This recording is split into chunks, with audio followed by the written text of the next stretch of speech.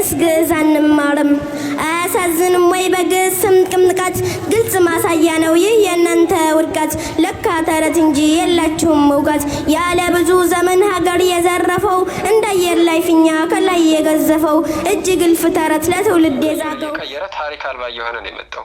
የሚያሳፍር ታሪክ ስለሆነ 28 በሚሆኑ ነባር የኢትዮጵያ ነገዶች ላይ የዘር ፍጅት ወንጀል ስለፈጸመ የጄኖሳይድ ወንጀለኞች ስለሆኑ አማራውም ቁጥሩ በከፍተኛ ደረጃ እንዲቀንስ ስላደረጉ ሌላው ቁጥሩ በከፍተኛ ደረጃ እንዲቀንስ ስላደረጉ ለምሳሌ ጉራጌው አንዱ ነው፣ ሲዳማው ሌላው ነው። በከፍተኛ ደረጃ ቁጥሩ እንዲቀንስ ተደርጎ ነው ጉራጌው ይሄ ብቻ ሆነው እንጂ የዛሬ 500 ዓመት በፊት የነበረው ጉራጌ በአንዲት ዞን ብቻ አሁን ወልቂጤና አካባቢው ላይ ብቻ ተወስኖ የሚቀር ጉራጌ አልነበረም የነበረው።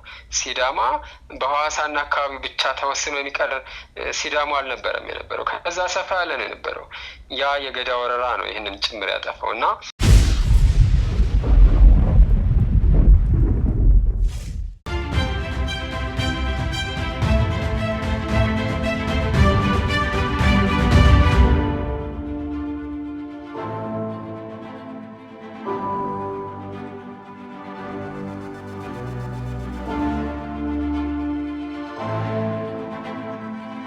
ከጋዜጠኛ ጌጥያ ያለው ጋር የተናገርነው ትንሽ ሀሳቦች አሉ። ቀጣይ ክፍል በዛሬው ዕለት እናቀርባለን። ከዚህ ፕሮግራም ጋር አብራችሁ እንድትቆዩ እየጠየቅን ፕሮግራሙ ጀምራችሁ እስክጨርሱ ድረስ ላይክ፣ ሼር፣ ሰብስክራይብ ማድረጋችሁ እንዳትረሱ። የጽናት ሚዲያ ቤተሰቦች ሌሎችን በማዳረስ ከጎናችን ቁሙ፣ ጽናትንም ደግፉ እንላለን። ወደ ዋና ፕሮግራማችን ልውሰዳችሁ። አይ እውነት ነው። በጣም ጥሩ ነው ያነሳው ስንትሽ። ስለዚህ ፖለቲካዊ ለማድረግ ነው በዋናነት የሚመጡት።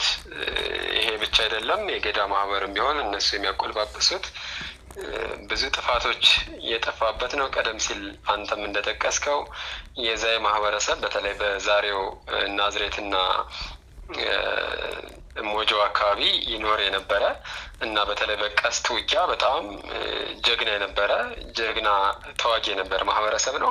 ይህን ማህበረሰብ ከነሙሉ ባህሉ፣ ቋንቋው፣ ትውፊቱ፣ ታሪኩ ጭምር ያጠፋ ነው የገዳ ወረራ። ይህም ብቻ ሳይሆን 28 የሚሆኑ ነባር የኢትዮጵያ ብሔሮችን ያጠፋ ነው። ይሄ በጥናት በምሁራን ደረጃ በዘርፉ ጥናት ባደረጉ ምሁራን ደረጃ የተረጋገጠ ነው። ይህንን ነው መልሰው ዛሬ እንደገና በአማራ ሕዝብ ላይ ለመድገም እየሞከሩ ያለው። ያንን ተሞክሮ ወስደው ነው የአባቶቻችን ልጆች ነን በማለት አሁንም በቅድሚያ በአማራው ሕዝብ ላይ ቀጥሎ ደግሞ በሌላው ነባር ኢትዮጵያዊ ላይ ጉራጌውም ትግሬውም ምኑም አይቀረንም በሚል በሁሉም ላይ ለመፈጸም ሙከራ እያደረጉ ያለው ያንኑ ነው። የዛሬ 500 ዓመት 28 ነባር የኢትዮጵያ ብሔሮችን አጥፍተናል። አሁን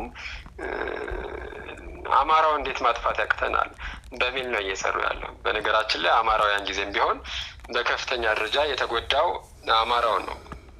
ለምሳሌ ያን ጊዜዋ በራራ የዛሬዋ አዲስ አበባ ቀደም ሲል በራራ ቀዳሚት አዲስ አበባን ስጠቅስ ነበር። በዚህ በጣም ድንቅ የሆነ የጥናትና ምርምር መጽሐፍ በስፋት የተጋለጠው ያ ነው። አዲስ አበባ ላይ በደንብ የተጨፈጨፉት የዘር ፍጅት የተፈጸመባቸው አማሮች መሆናቸውን ነው። በራራ ስጠፋ ዝም ብላ ከተማ አይደለችም የወደመችው፣ ዝም ብሎ ህንጻ አይደለም የወደመው። እንግዲህ ዓለም አቀፍ የዲፕሎማሲ ማዕከል የነበረች ነች። ብዙ ነጋዴዎች ከግሪክም ከሌላም ቦታ እየመጡ ያርፉባት የነበረች ነች።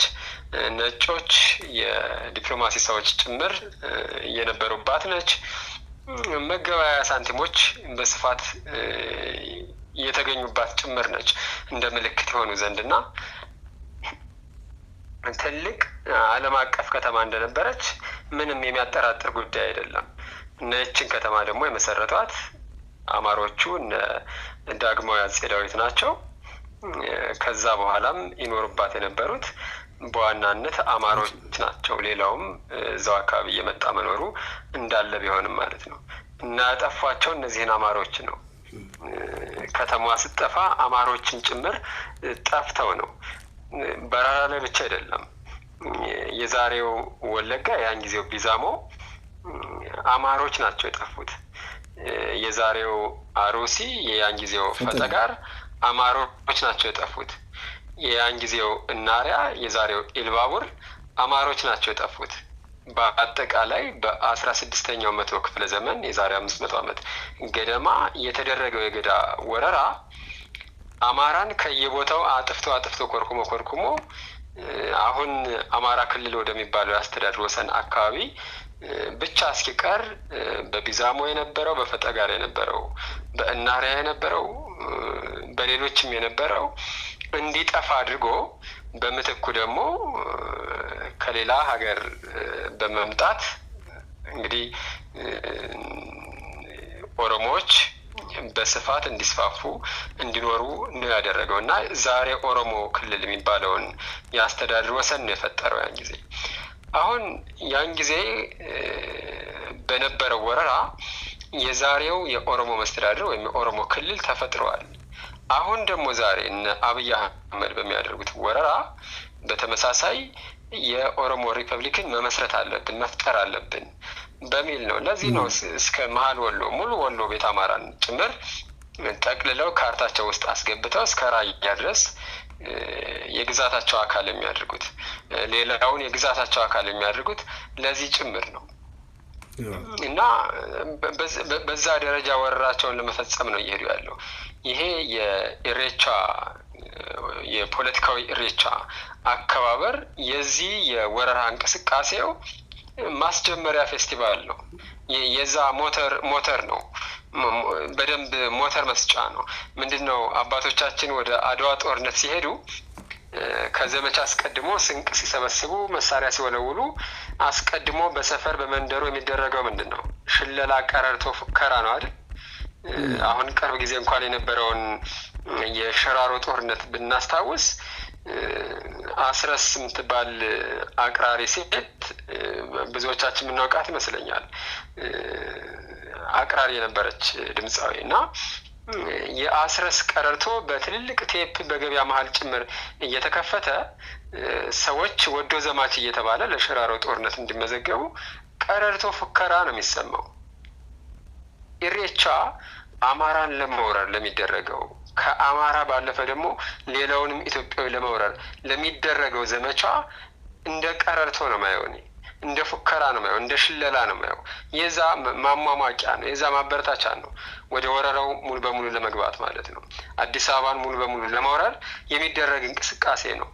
አልፎ ባህር ዳር፣ ጎንደር ድረስ ለመውረር የሚደረግ እንቅስቃሴ አንዱ ማሳያ ነው ማለት ይቻላል እና ይሄ ነው ትልቁ ዓላማው። ይሄ ደግሞ እንዲሆን በተለይ የአማራ ሕዝብ በተለይ ደግሞ በአዲስ አበባ የሚኖሩ ኢትዮጵያን አማራውም ሌላውም ይህንን መፍቀድ የለባቸውም። ሌላው የኦሮሞ ሕዝብም ቢሆን በዚህ መስማማት የለበትም፣ ተባባሪ መሆን የለበትም። ትናንት የነበሩ የገዳ መሪዎች በፈጸሙት ወረራ ስሙን እየቀየረ ታሪክ አልባ እየሆነ ነው የመጣው። የሚያሳፍር ታሪክ ስለሆነ 28 በሚሆኑ ነባር የኢትዮጵያ ነገዶች ላይ የዘር ፍጅት ወንጀል ስለፈጸመ የጄኖሳይድ ወንጀለኞች ስለሆኑ አማራውም ቁጥሩ በከፍተኛ ደረጃ እንዲቀንስ ስላደረጉ፣ ሌላው ቁጥሩ በከፍተኛ ደረጃ እንዲቀንስ ስላደረጉ፣ ለምሳሌ ጉራጌው አንዱ ነው፣ ሲዳማው ሌላው ነው። በከፍተኛ ደረጃ ቁጥሩ እንዲቀንስ ተደርጎ ነው ጉራጌው ይሄ ብቻ ሆነው እንጂ የዛሬ 500 ዓመት በፊት የነበረው ጉራጌ በአንዲት ዞን ብቻ አሁን ወልቂጤና አካባቢው ላይ ብቻ ተወስኖ የሚቀር ጉራጌ አልነበረም የነበረው። ሲዳማ በሐዋሳና አካባቢው ብቻ ተወስኖ የሚቀር ሲዳማ አልነበረም የነበረው። ከዛ ሰፋ ያለ ነው የነበረው። ያ የገዳ ወረራ ነው ይህንን ጭምር ያጠፋው እና በዚህ ደረጃ ፈጽሞ በጠፉትም አሁን በህይወት በከፊል ባሉትም ዘንድ በኩል በዘር ማጥፋት ወንጀል፣ በጅምላ ጭፍጨፋ ወንጀል የሚያስጠይቅ ስለሆነ ማህበረሰቡ እንደ ማህበረሰብ ስሙን ጭምር እየቀየረ ነው የመጣው። ያ የጥንት አጠራሩ ስሙ ዛሬ እንደ ነውር እንደ ስድብ እየተደረገ መንግስቱ ኃይለማርያም ቀየረላቸው። ከዛ በኋላ እኛ አሁን አዲሱ ስማችን ኦሮሞ ነው፣ ኦሮሞዎች ነን፣ በሌላ ስም እንዳጠሩን፣ ይሄ ስድብ ነው፣ ይሄን የንቀት ስም ነው እየተባለ ነው የመጣው። አሁን ደግሞ በዚህ ስም ሌላ ወንጀል እየተሰራ ነው ያለው፣ ሌላ ወንጀል እየተሰራ ነው ያለው እና ነገም ሌላ ስም ይዞ ለመምጣት ከመላላጥ ይልቅ አሁንኑ እኛ ኢትዮጵያውያንን ከሌላው ኢትዮጵያዊ እኩል ተከባብረን ነው የምንኖረው። በኩል የሀገራችንን ሀብት ንብረት ሰርተን ያገኘነውን እኩል ተካፍለን በልተን ነው የምናድረው እንጂ ሌላውን አጥፍተን በሌላው መቃብር ላይ አይደለም እኛ ቆፍረን መኖር የምንፈልገው በማለት የሞራል ልዕልናውን ማሳየት አለበት ብዬ አስባለሁ። የኦሮሞ ማህበረሰብ በተለይ ክርስቲያኑ ሃይማኖተኛው ሌላው ሃይማኖተኛ ጭምር ይህንን ማሳየት አለበት ብዬ አስባለሁ። ያለዚያ ግን በስም ወንጀል እየተሰራ ነው ያለው። ነገ ስምህን ቀይር ከመባሉ በፊት ይህንን ነው ማድረግ ያለበት እና ያን ማያድርግ ከሆነ ግን ከተጠያቂነት አይድንም። በነገራችን ላይ የዛሬ 500 ዓመት የተሰራው የዘር ማጥፋት ወንጀልም ቢሆን ዛሬ ምናልባት የጠነከረ የፖለቲካ ኃይል ስለሌለ የሚቆረቆርለት ስለሌለ ማህበረሰቡ ሊሆን ይችላል ተዳፍኖ ምንም እንዳልተፈጠረ ተደርጎ እየተረሳው እንጂ መጠየቁ አይቀርም። መጠየቁ የሚቀር ጉዳይ አይደለም። የአዳም ወንጀል የአዳም ኃጢአት ዛሬ ላለነው የሰው ልጆች ሁሉ ተርፎናል። የገዳ መሪዎች ወንጀልም ዛሬ ላሉት የኦሮሞ ተወላጆች ጭምር መትረፉ አይቀርም። የሚሻለው እውነቱን ተነጋግሮ ወደ እርቅ ወደ ሰላም መምጣት ነው እንጂ መካድ አይደለም። ታሪኩን መካድ ፈጽሞ እንዳልተፈጠረ አድርጎ ማሰብ አይደለም። ያ በጭራሽ የሚያዋጣ አይደለም። ነገ በደንብ ጉልበታም የሆነ አቅም ያለው የሚጠይቅ ትውልድ ይመጣል። ስለዚህ ጉልበት ኖሮ አቅም ኖሮ በሚመጣበት ጊዜ ነገሩ ከፍትህና ከእርቅ በዘለለ ወደ በቀል ከመሸጋገሩ በፊት ዛሬ ፍትህና እርቅ ያስፈልጋል ብዬ አስባለሁ እና መታሰቢያ ያስፈልጋል። ቋሚ መታሰቢያ የዛ የማህበረሰብ የማያ ማህበረሰብ ሌላው በጅምላ የተጨፈጨፈው ካንቺ ኮንቺ እንደዚህ የሚባሉ ዛሬ ስም አጠራራቸው ጭምር ፈጽሞ ከምድረገጽ እየጠፋ ከነ ባህላቸው ከነ ቋንቋቸው የጠፉ እነ ቤጃ እንደዚህ የመሳሰሉ በጣም ነባር የሆኑ ሀገር ጠብቀው ያቆዩ ማህበረሰቦች ጠፍተዋል። ለነሱ ፍትህ ያስፈልጋል፣ እውቅና ያስፈልጋል። ቢያንስ አጥፍተናቸዋል መባል አለበት ብዬ አስባለሁ። ያለዚያ ዛሬ ቢሸፈን ነገ ማይሸፈንበት ደረጃ ላይ ጭምር ይደርሳል። ከሁሉም በላይ ግን ዛሬ ሌላ ተመሳሳይ ወንጀል እየተሰራ ስለሆነ የዘር ፍጅት እየተፈጸመ ስለሆነ ይህንንም መጠየቅ ያስፈልጋል። የኢትዮጵያ ኦርቶዶክስ ተዋሕዶ ቤተክርስቲያን ንብረት የሆነ አደባባይ ላይ እሷ ደመራዋ የምትደምርበት አደባባይ ላይ እኛ ለምንድን ነው እንደዚህ አይነት ከሷ አምልኮ አስተሳሰብ ጋር የሚጋጭ ነገርን እዚህ የምናደርገው? ማክበር ካለብን ሌላ ሜዳ መቻጣን ብሎ መጠየቅ ያስፈልጋል። ያን ካልጠየቁ ግን ይሄ ስርዓት መቼም መንግስት ነውና ዘላለም አይኖርም። ፓርቲ ነውና መንግስት ዘላለም አይኖርም። ነገ እናስወግደዋለን በትግላችን። ስለዚህ ያን ጊዜ የኦሮሞ ሕዝብ አብሮ የሚወገድ አይደለም፣ የሚኖር ነው ከቀሪው ኢትዮጵያዊ ጋር። ያን ጊዜ ማጣፊያው እንዳያጥር አሁን ማውገዝ እምቢ ማለት ከሌላው ማህበረሰብ ጋር ተባብሮ ይህንን መቃወም መጠየቅ ያስፈልጋል ብዬ አስባለሁ። ልክ ነው። ግን እስካሁን አንተ የምትለውን ሀሳብ ገዝቶት ወደ አደባባይ የመጣ በተለይ አባገዳ የሚባሉ የሀገር ሽማግሌዎች የሚባሉ እስካሁን አደባባይ ላይ መጥተው ኦህዴድን ሲያወግዙ አልታዩም። የበለጠ የወንጀሉ የደሙ ተባባሪ ሆነዋል። ጦርነቱን በመደገፍ ከመንግስት ጎን በመቆም በተለይ በአማራ ህዝብ የሚደረገው እልቂት ሁሉ አንድ ቀን ተሰምቶት አደባባይ ላይ ወጥቶ ይሄ ጉዳይ ትክክል አይደለም፣ ነገ ያቀባብለናል እንኳን እያለ ያለ ማንም ሰው የለም።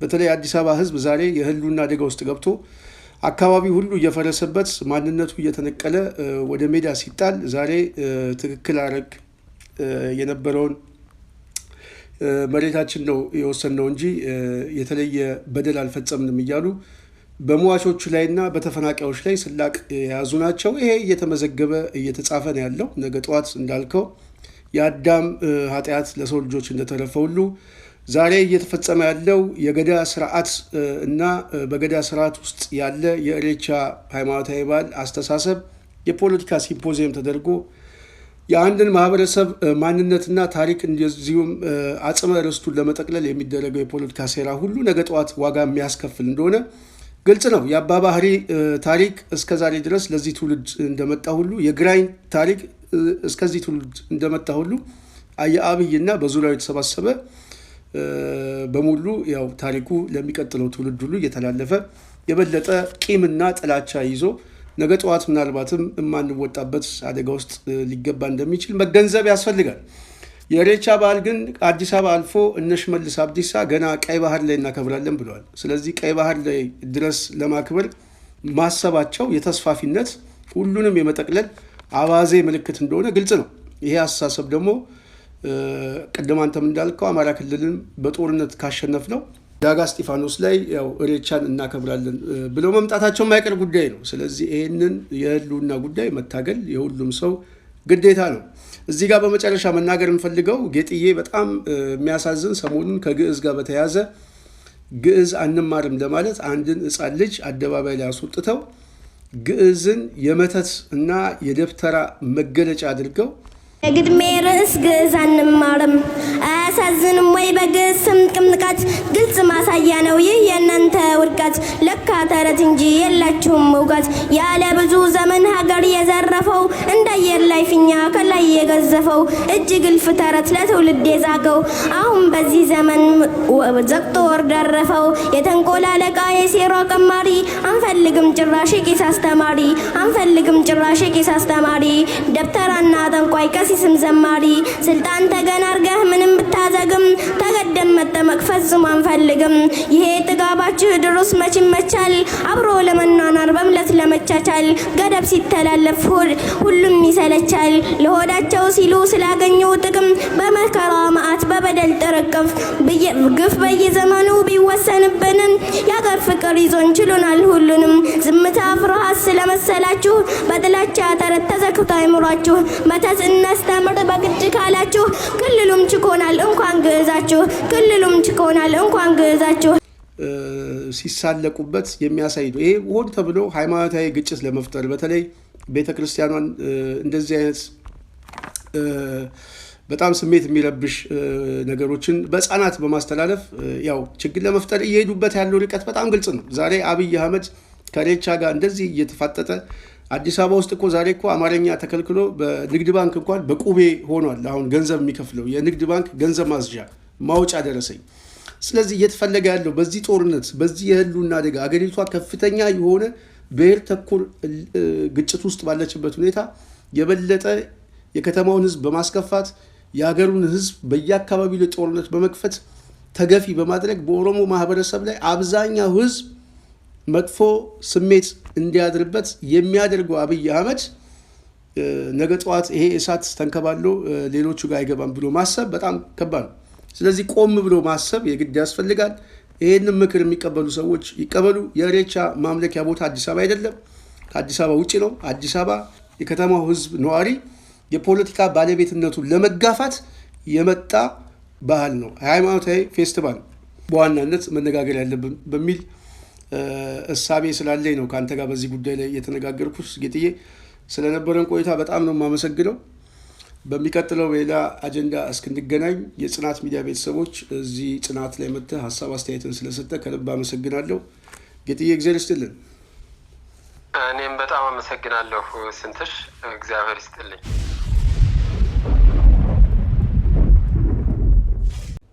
የተለያዩ ሀሳቦችን ለመነጋገር ሞክረናል። እናንተም እንግዲህ ሀሳቦቻችን ላይ ሀሳብ አስተያየት ሰጡበት።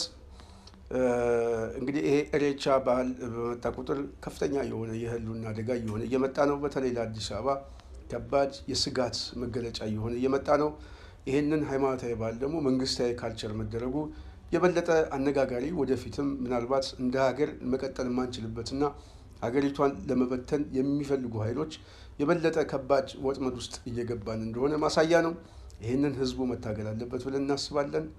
የዛሬ ፕሮግራማችን እዚህ ላይ እናበቃለን። በሚቀጥለው ሌላ ፕሮግራም እስክንገናኝ ጽናትን ላይክ፣ ሼር፣ ሰብስክራይብ ማድረጋችሁ እንዳትረሱ። ሰላም።